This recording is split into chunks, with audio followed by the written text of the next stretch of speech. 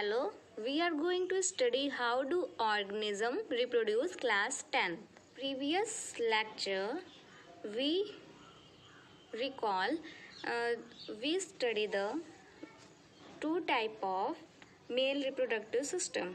One is produce germ cell and another one is deliver the germ cell at the site of fertilization.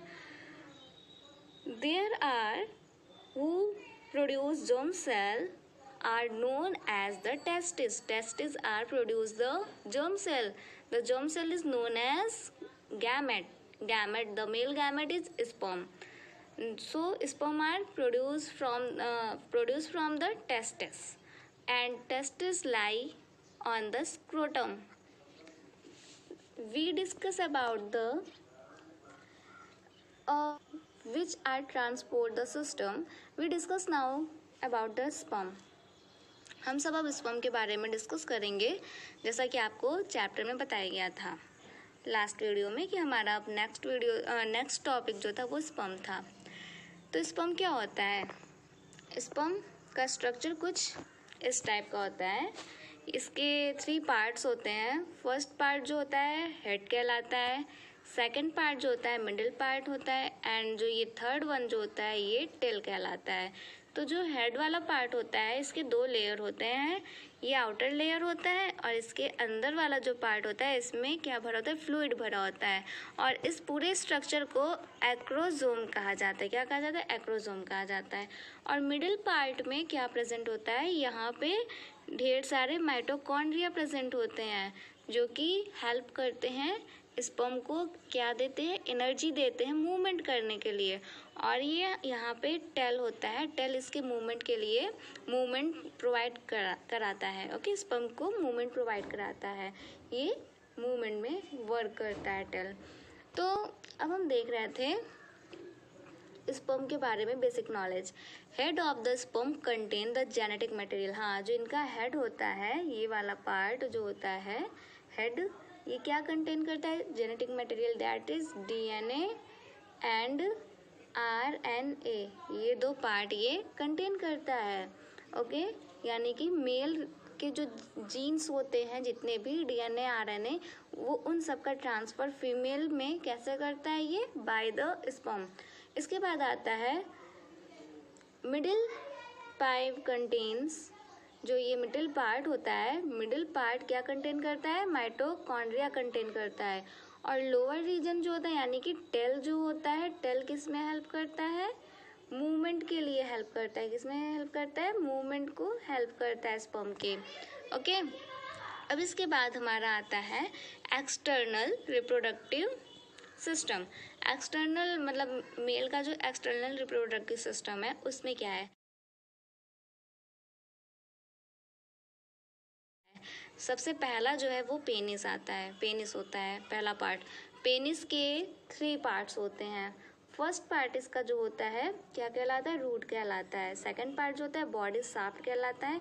और third part जो होता है सबसे lower reason का होता है, ये कोन शेप का होता है, ये क्या कहलाता है? ग्लांस कहलाता है, जो कि कई सारे स्किन के फोल्ड से बना होता है।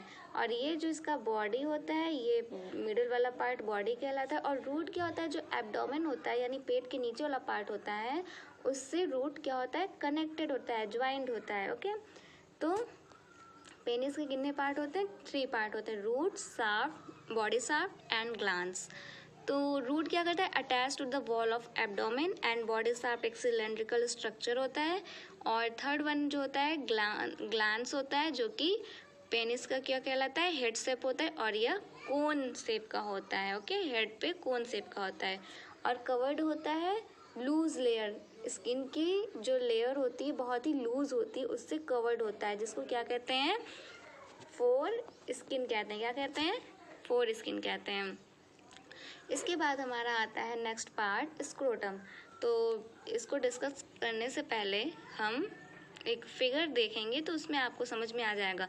वैसे आई होप कि पिछले वीडियो में बहुत अच्छे से एक्सप्लेन किया गया था, अगर याद होगा आपको। तो उसमें क्या था कि सबसे पहले इसका कैसे फिगर था? सबसे पहले यहाँ पे ब्लडर था, यूरिनरी ब्लडर था, यहाँ से होते हुए यूरेथ्रा गया था, और यहाँ पे 2 क्या थे? स्क्रोटम थे। ओके, ये स्क्रोटम था। स्क्रोटम के अंदर टेस्टिस प्रेजेंट होता है और इसके साइड साइड में एपिडार्मिस होता है। और यहाँ एपिडार्मिस के बाद से क्या होता है, वास डिफरेंस होता है। ये कुछ यहाँ पे आता है, ऐसे मिलता है। ओके, ये ऐसे कुछ मिलता है। तो यहाँ पे वास डिफरेंस होता है, ये पार्ट वास डिफरेंस कहलाता है, जो पाइप लाइक स्ट्रक्चर होता है। और फिर इसके बाद यहाँ पे प्रोस्टेट ग्लैंड होता है, ये सेमिनल वेसिकल्स होता है। और यहाँ जो होता है बल्बोयूरेथ्रल ग्लैंड होता है। तो ये रफली फिगर है, आप पिछले वीडियो में देख लेना, बुक में बहुत अच्छे से फिगर दिया हुआ है। तो स्क्रोटम के बारे में हम पढ़ते हैं। Loose pouch like sac of skin that hangs behind the penis. Penis के पीछे वाला पार्ट जो होता है वो स्क्रोटम कहलाता है। Scrotum act as climate control system for the testis. Scrotum body के बाहर होता है। कहाँ पे होता है, बॉडी के बाहर होता है। पेनिस यहाँ पे होता है और उसके पीछे ही कहाँ क्या होता है, स्क्रोटम होता है। स्क्रोटम का स्ट्रक्चर क्या होता है, ये ओवल शेप का होता है। ओके, ओवल शेप का होता है। तो ये जो बॉडी के बाहर क्यों होता है, क्योंकि बॉडी का टेम्परेचर कितना होता है, 37 डिग्री सेल्सियस होता है। लेकिन जो स्पर्म का फॉर्मेशन होता है इतने हाई टेम्परेचर में नहीं फॉर्मेशन कर पाता है। तो इसलिए इसके फॉर्मेशन को, मतलब कि स्पर्म के प्रोडक्शन के लिए इसकी बॉडी का जो टेम्परेचर होना चाहिए वो मिनिमम कितना होना, मतलब मैक्सिमम कितना होना चाहिए, 35 तक होना चाहिए।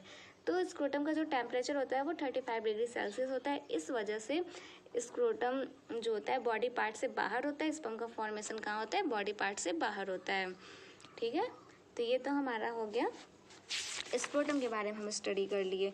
अब इसके बाद हम पढ़ेंगे किसका, टेस्टिकल। टेस्टिकल आता है। टेस्टिकल जो होता है ये ओवल ऑर्गन होता है। कहाँ पे प्रेजेंट होता है, स्क्रोटम के अंदर प्रेजेंट होता है। स्क्रोटम कुछ इस शेप का होता है, इसके अंदर ही क्या पाया जाता है, टेस्टिस पाया जाता है। और इसी टेस्टिस में कई सारे कंपार्टमेंट होते हैं। इन्हीं कंपार्टमेंट में क्या पाया जाता है, सेमिनिफेरस ट्यूब्यूल, जो ये क्वायल लाइक स्ट्रक्चर के होते हैं। ये कंपार्टमेंट जो होते हैं क्वायल लाइक स्ट्रक्चर के होते हैं। इन्हीं क्वाइल्स में स्पर्म का क्या होता है, फॉर्मेशन होता है। इसको सेमिनिफेरस ट्यूब्यूल कहते हैं। ओके, तो हम पढ़ रहे थे टेस्टिस के बारे में। टेस्टिस कैसे होते हैं, these are oval organ about the size of large olive that lie in the scrotum। ये कैसे होते हैं, ओवल ऑर्गन्स होते हैं जो कि स्क्रोटम के अंदर रहते हैं, प्रेजेंट रहते हैं। और इनके अंदर जो होते हैं क्वाइल लाइक मास होता है, क्वाइल का पूरा मास होता है। ट्यूब्यूल, मतलब इनके जो ट्यूब्यूल्स होते हैं वो क्वाइल के मास से पूरे भरे होते हैं। तो इन ट्यूब्यूल को क्या कहते हैं, सेमनीफेरस ट्यूब्यूल कहते हैं। ओके, इसके बाद आते हैं इंटरनल ऑर्गन के। तो हो गया था एक्सटर्नल ऑर्गन। अब इंटरनल ऑर्गन में क्या क्या आते हैं वो हम देखते हैं। तो पहला जो है एपिडार्मिस आता है। पहला पार्ट जो होता है एपिडार्मिस होता है। ये तो एक्सटर्नल है, स्क्रोटम है। स्क्रोटम के बाद यहाँ पे कुछ ऐसे क्वायल लाइक स्ट्रक्चर होता है। तो ये क्या कहलाता है, एपिडार्मिस कहलाता है। ये स्क्रोटम के पीछे होता है।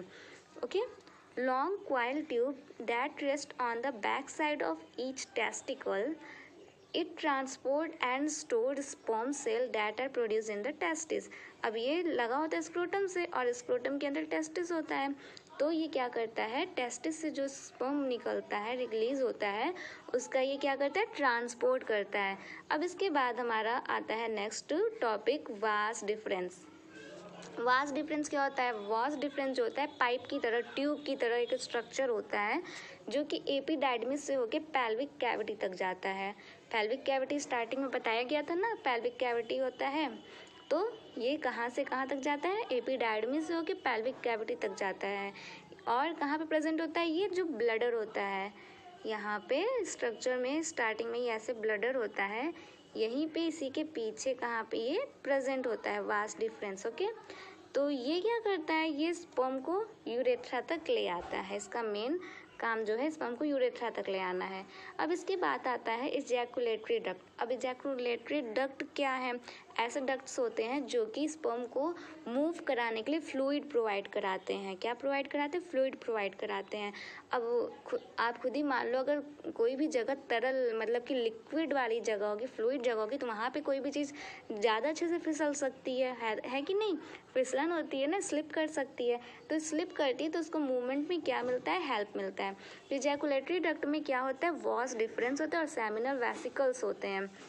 इसके बाद हमारा नेक्स्ट टॉपिक आता है यूरेथ्रा का आता है। यूरेथ्रा क्या होता है? ये ट्यूब होता है जो कि यूरिन को ब्लडर से बॉडी के आउटसाइड रिमूव करने में हेल्प करता है। इसी से यूरिन होता है और इसी से स्पर्म आउटसाइड होते हैं बॉडी के। इसके बाद आता है सेमिनल वेसिकल। सेमिनल वेसिकल जो होता है ये सैक लाइक पाउच होता है जो कि अटैच होता है वॉस डिफरेंस से, और यह बेस किसके बेस पे होता है? ब्लडर के बेस पे होता है।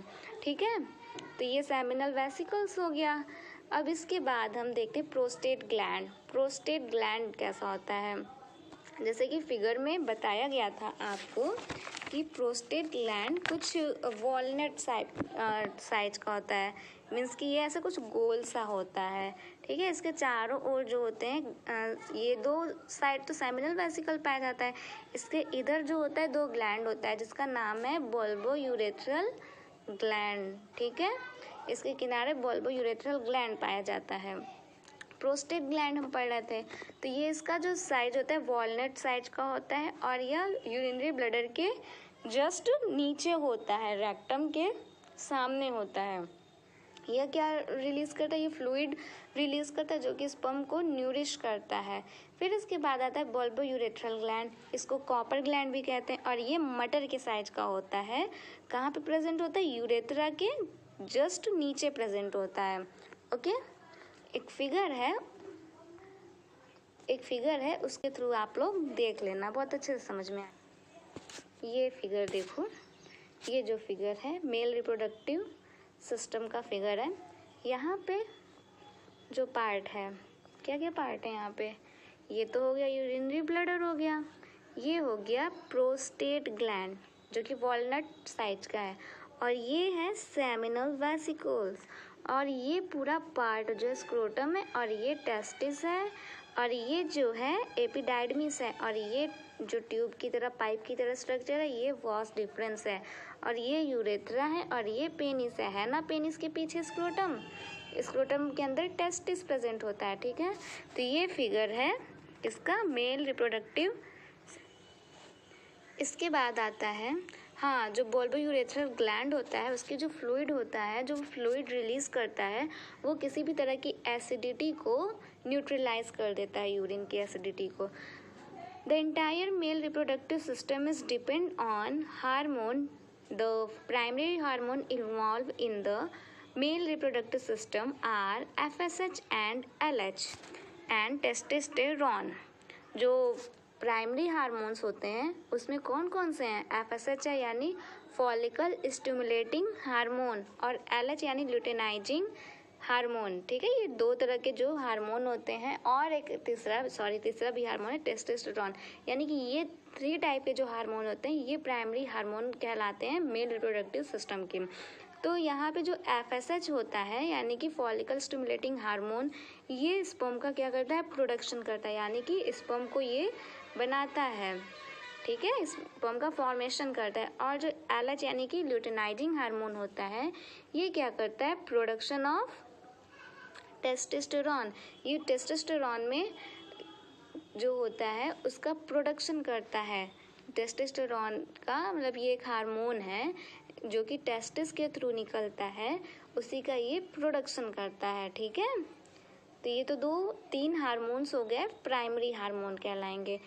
अब इसमें जो मेल कैरेक्टर्स हैं, इस हार्मोन की वजह से ही मेल में जो कुछ कैरेक्टर होते हैं जो कि फीमेल से डिफरेंट होते हैं। जैसे कि इनके हेयर जो होते हैं, hair begin to grow in the pubic area and later on the face and underarm। ये तो यानी कि ये क्या करते हैं? प्यूबर्टी, मतलब ये साइन किसके हैं? प्यूबर्टी के साइन है। ओके, ये साइन है प्यूबर्टी के। तो ये प्यूबर्टी का क्या करते हैं? कैरेक्टर रोल प्ले करते हैं। तो रोल प्ले में क्या है? इनके हेयर्स होते हैं वो ग्रो करते हैं। और इसके बाद है कि जब इस टाइम मतलब जब ये LH जो होते हैं ये क्या करते हैं? प्यूबर्टी के टाइम में तो वॉइस में चेंजेस आ जाती हैं। देखते होंगे कि 3 एज के जो होते हैं उनकी वॉइस जो होती है डीप होती है, मतलब गहरी आवाज़ होती है, भारी आवाज़ होती है। और इसमें क्या है कि अचानक ये हाइट को क्या कर देते हैं, इंक्रीज़ कर देते हैं। तो ये सब कुछ सिंपल से टर्म्स हैं जिसके बेसिस पे हम पढ़ते हैं, ठीक है। मेल रिप्रोडक्टिव सिस्टम के बारे में जानते हैं। तो हमारा टॉपिक यहीं पे ख़त्म होता है। अब नेक्स्ट वीडियो में हम पढ़ेंगे, क्या पढ़ेंगे, नेक्स्ट वीडियो में हम फीमेल रिप्रोडक्टिव सिस्टम पढ़ेंगे, ठीक है। तब तक के लिए थैंक यू।